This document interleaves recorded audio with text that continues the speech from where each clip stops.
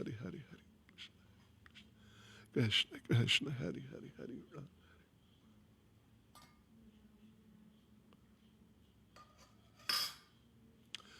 Hari Ram Hari Ram Ram Ram Hari Hari Hari Krishna Krishna Hari Hari Hari Ram Ram Hari Hari Hari Ram Ram Hari Hari Hari Krishna Krishna Hari Hari Hari Ram Ram Hari Hari Hari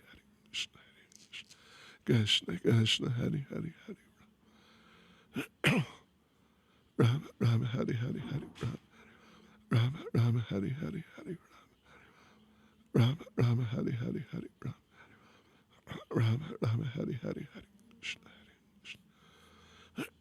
Krishna Krishna Hari Hari Hari Ram Ram Hari Hari Hari Krishna Krishna Hari Hari Hari Ram Ram Hari Hari Hari Ram Ram Hari Hari Hari Ram Ram Hari Hari Hari Ram Ram Hari Hari Hari Hari Ram Hari Ram Ram Ram Hari Hari Hari. Okay, devotees, I'm going to read Prabhupada Lilamrita. Everybody's welcome to stay or go or whatever you're comfortable with. It's absolutely no problem and completely up to you. Okay, oops, all right, that's the end of Zoom. Right. Okay. Hare Krishna.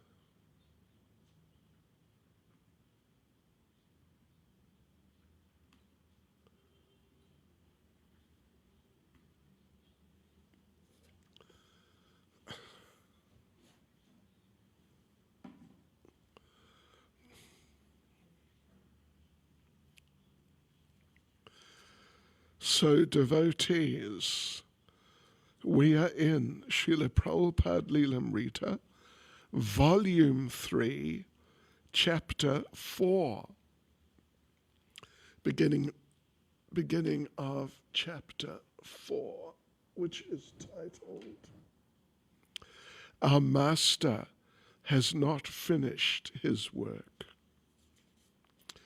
And last night we finished Chapter 3, and in Chapter 3, Srila Prabhupada left San Francisco and returned to New York after having been in San Francisco for about, I think, 2.5 months.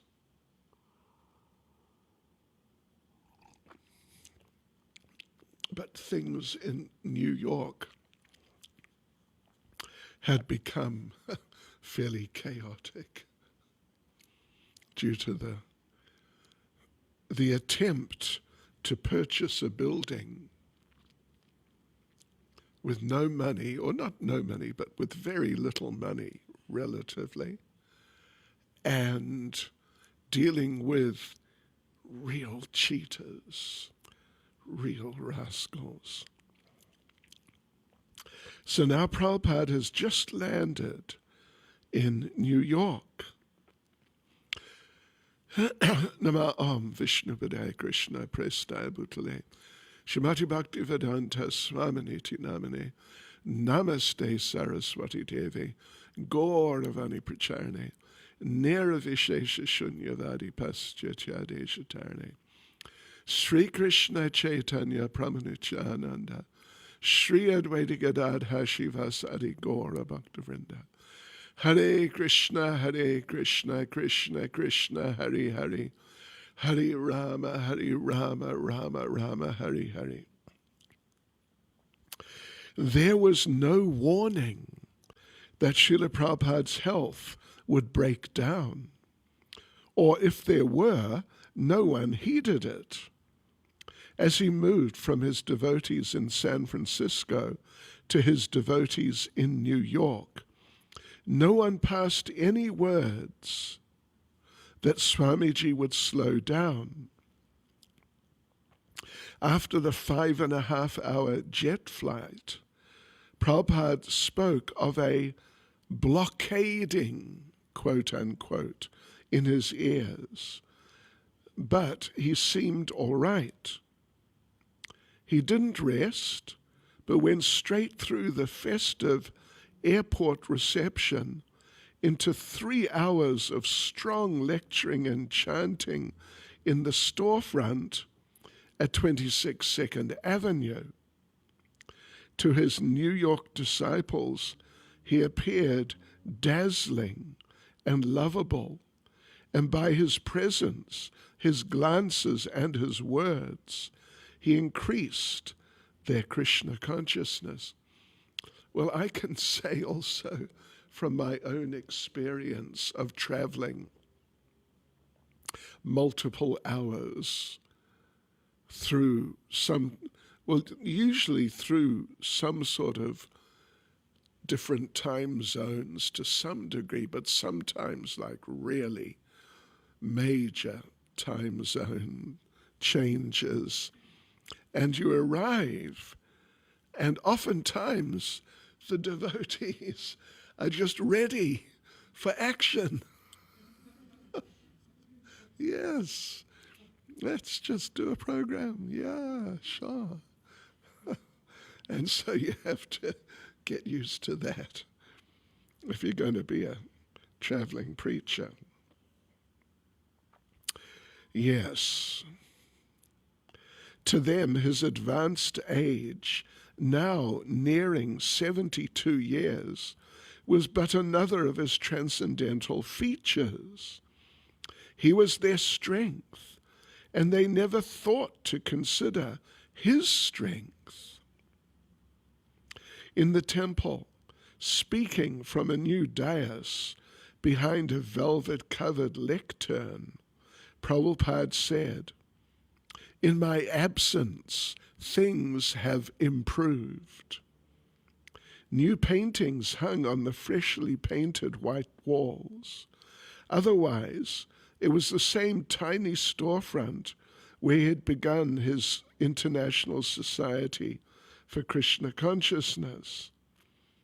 He had written them that he wanted to enter the new building on his return, but they had failed, and they had foolishly lost $6,000. Because, first of all, they gave $1,000 to the man who was promising to help and arrange everything. So he said he needed $1,000 because he wanted to go to another city. He needed to travel to another city to free up some money, which he had there, which could then be used for the purchase. But he came back having spent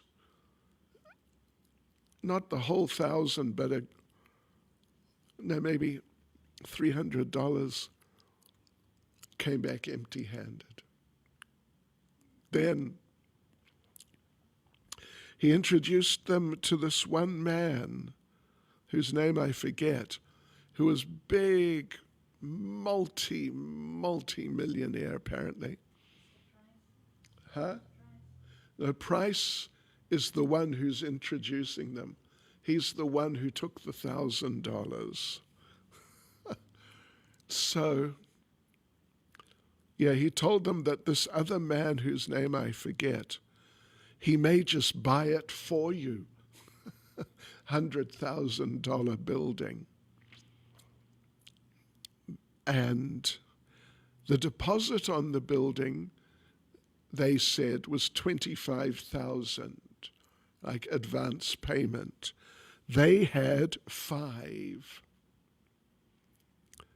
So Brahmananda, he went with Mr. Price to this other man, and he walked into the man's office, or what would you say, sort of like his meeting room, big meeting room. And at the end, with spotlight on him was that man. And in front of him were 6 telephones. And they sat down to discuss everything. And every couple of minutes, one of the phones would ring. And eventually he said, okay, sign the contract, give the deposit. So Brahmananda did. And Mr. Price had said, this man, you just give 5,000, he'll give the other 20. Because they had 1 month. From the time you pay the deposit, you have 1 month to, you have 1 month to pay the full deposit of 25. That's what it was. So they paid 5. Now they needed another 20. And as they walked out, Mr. Price said, you got to come up with the other 20 within a month. And Brahmananda asked, what will happen if we can't? And Mr. Price said, you lose your deposit, your 5,000. And then Brahmananda understood he had been conned and tricked and cheated, and they couldn't come up with the rest. But without dwelling on this, Prabhupada made a more important observation. His disciples, despite the physical absence of their spiritual master, had made progress by following his instructions.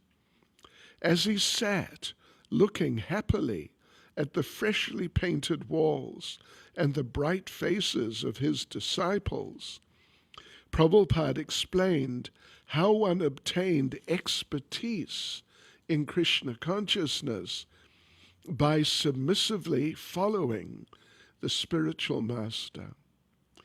He gave the example that although an engineer's apprentice may not be an expert, if he turns a screw under the direct supervision of the expert engineer, he is acting as an expert.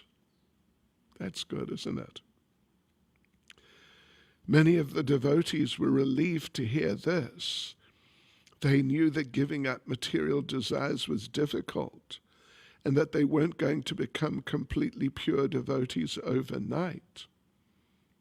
Brahmananda had even written a poem stating that if, after many lifetimes, he could chant 1 round of the Hare Krishna mantra with attention, he would consider this the greatest success. That's interesting, isn't it? But Prabhupada was explaining that even if they weren't expert in love of Krishna, if they worked under an expert, they were also acting as experts.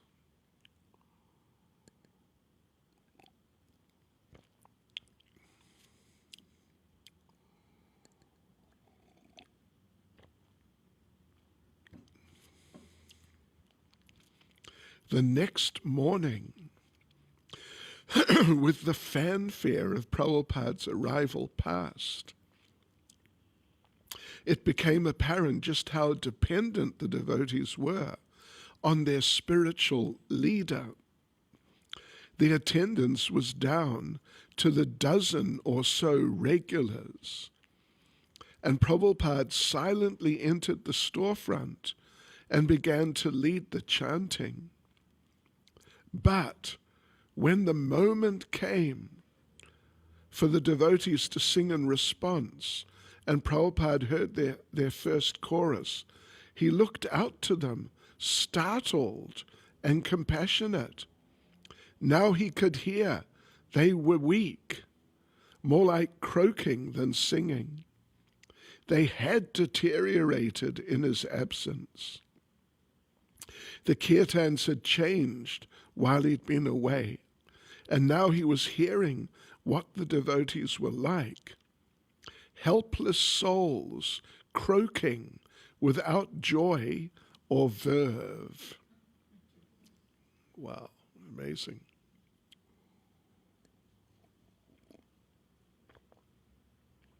Excuse me for a moment.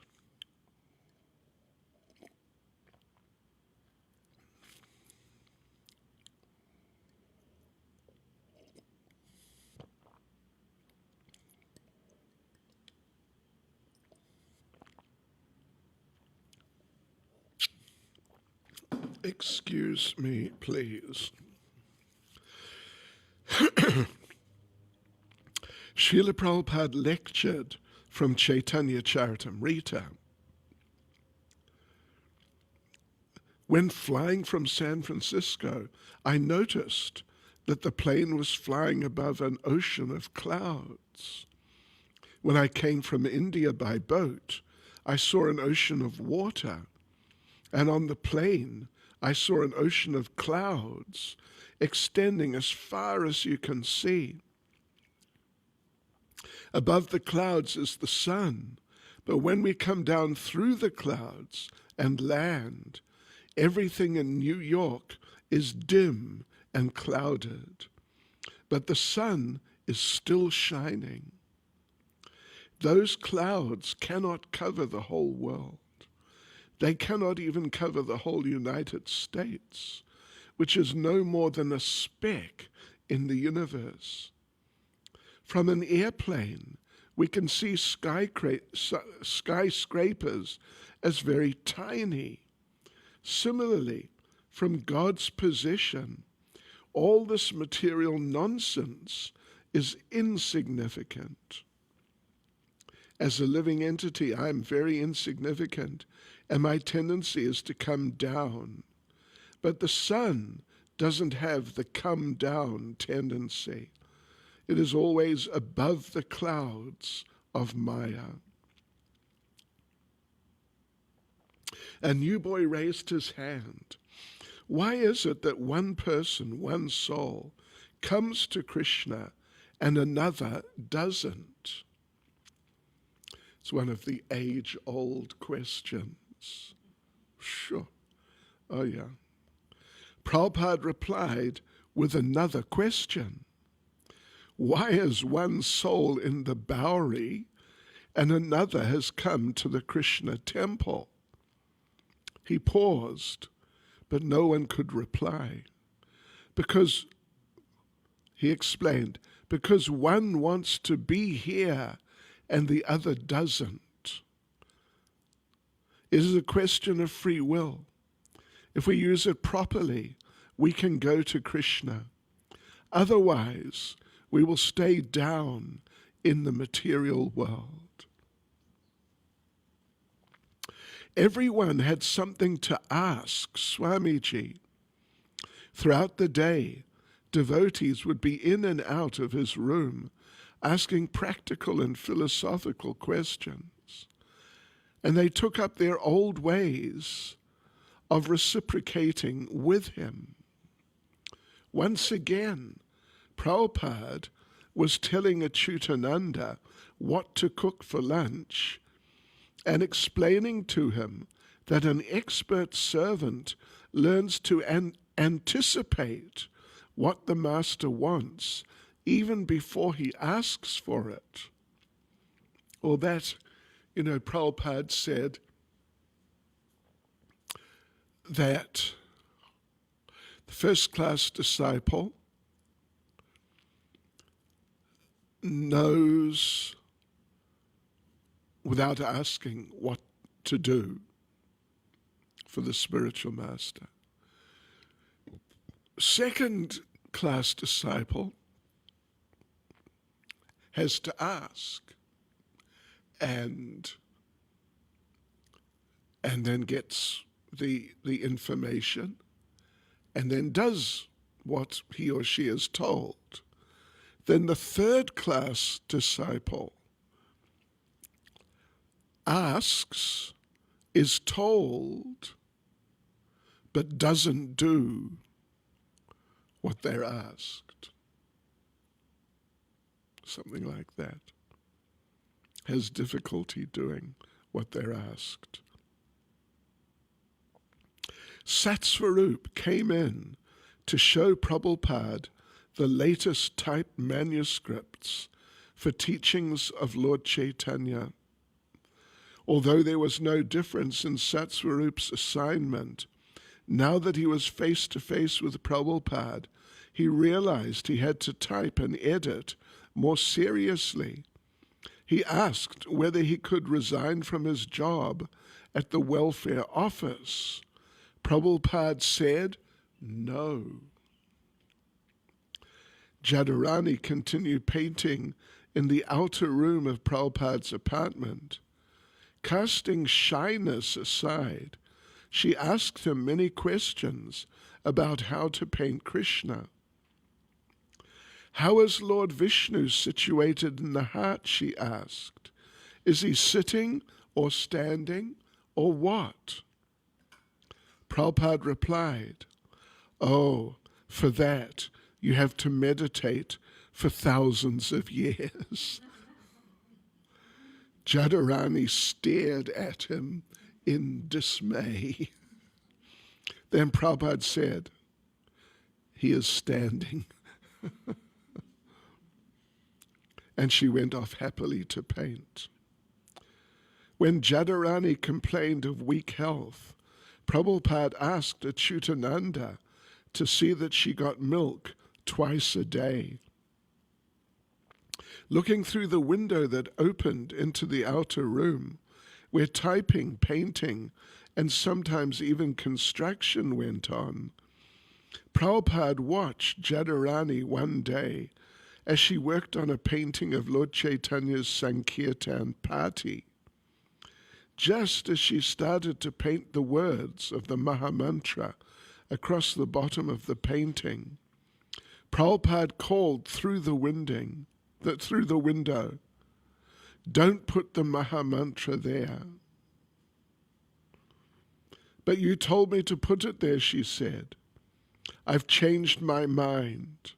Hare Krishna should not be below Chaitanya Mahaprabhu.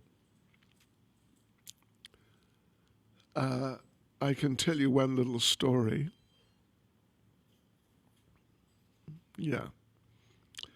That Srila Prabhupada was visiting Laguna Beach temple in California, or maybe San Diego, anyway, some temple in California. And the devotees, the practice was, well, like with this thing, this room and everything, they worked right through the last night. Oh my gosh. So when Prabhupada would come, the devotees would always paint the temple. And, Prabhupada's rooms and paint everything.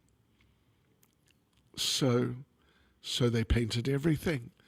And one devotee got an inspiration to paint the words of the Hare Krishna Mahamantra on the front steps leading up into the entrance of the building. So he did that, thinking Prabhupada would be pleased to see the mantra. And the devotees, they're just working up to the last few seconds before Prabhupada was driven up in the car from the airport. And so the devotees had painted and cleaned and done this and done that, and then threw everything out the back door. Just, get it out of the way, we'll sort it out, but so Prabhupada arrived, and Prabhupada walked up to the bottom of the stairs, going up to the entranceway. And he's just about to step on the first step when he saw the mantra painted on the stairs. And Srila Prabhupada said, "Oh no, I cannot step over the mantra." And he went around to the back, which was just, total mess. And they had to pull things apart so he could walk in. Yeah. One by one, Prabhupada saw all his old New York followers. Gargamuni, the temple treasurer, who reported good sales of the Hare Krishna record and incense. Roy Ram, editor of Back to Godhead, who talked about his indigestion. Devotees have interesting things to talk about. And Rupanuga, who had a good job but was having difficulty convincing his wife about Krishna consciousness. Even Mr. Chuti, the landlord, dropped by with complaints about the boy's behavior.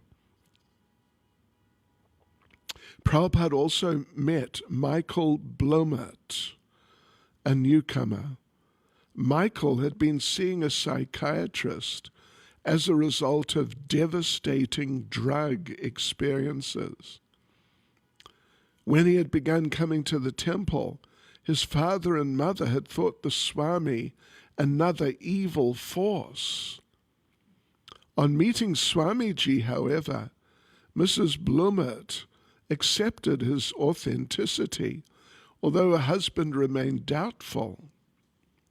"Mr. Blomert," Srila Prabhupada said, "your wife is more intelligent."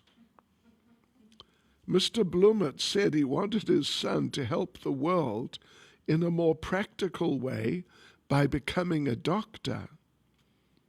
Prabhupada argued that there are already so many doctors, but still people are getting sick. A Krishna-conscious person, however, could relieve a person's suffering completely. So the work of Krishna consciousness was more valuable. Mr. Blomert was unconvinced, but he agreed to let Michael stay with the devotees and drop going to the psychiatrist.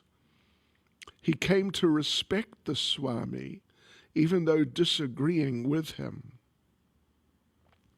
With Brahmananda, Prabhupada discussed the urgent problem of obtaining a permanent visa. Prabhupada had repeatedly extended his visa ever since he'd entered the country in 1965. Now immigration officials denied him any further extensions. He didn't want to leave the United States, but the only way he'd be able to stay would be to get permanent residency. He had applied, but so far with no success. "Your government doesn't want me to stay," he had said, "so I may have to go back to India." Swamiji's going back to India was a frightening prospect. His disciples had barely been able to accept that he would leave them for preaching elsewhere in the United States. If he were to go back to India, they feared they might fall back into the material world. He was sustaining their spiritual life. How could they go on without him? And Prabhupada felt the same way. Brahmananda managed to find a lawyer to delay the proceedings of the immigration office. The threat of deportation passed. Prabhupada spoke of going to Montreal and getting permanent residency there. But his main intention was to stay in America and cultivate what he had begun.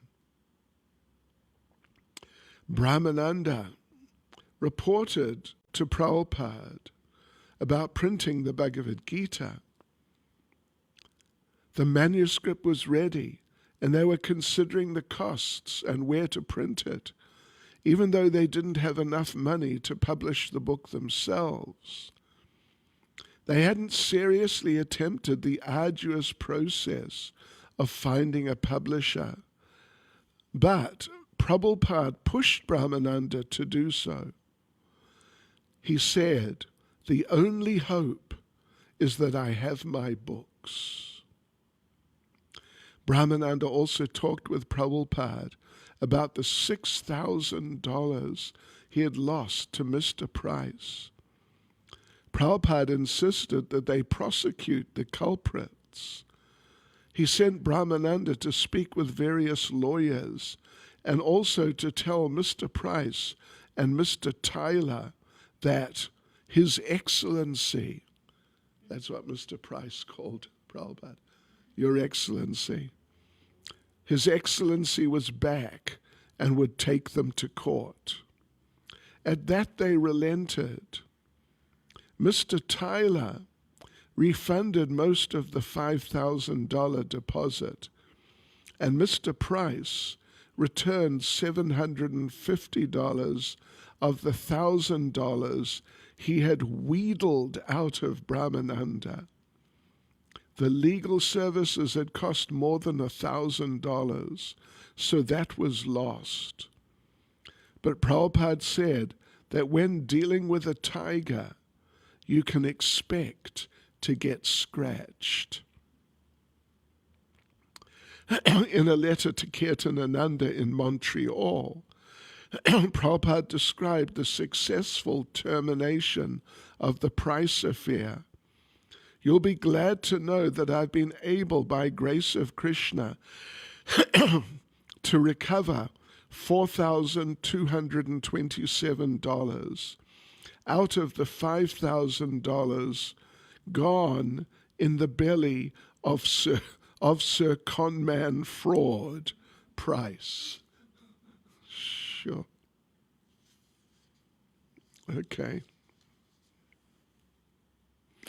Okay, devotees, we will carry on tomorrow. Srila Prabhupada ki jai.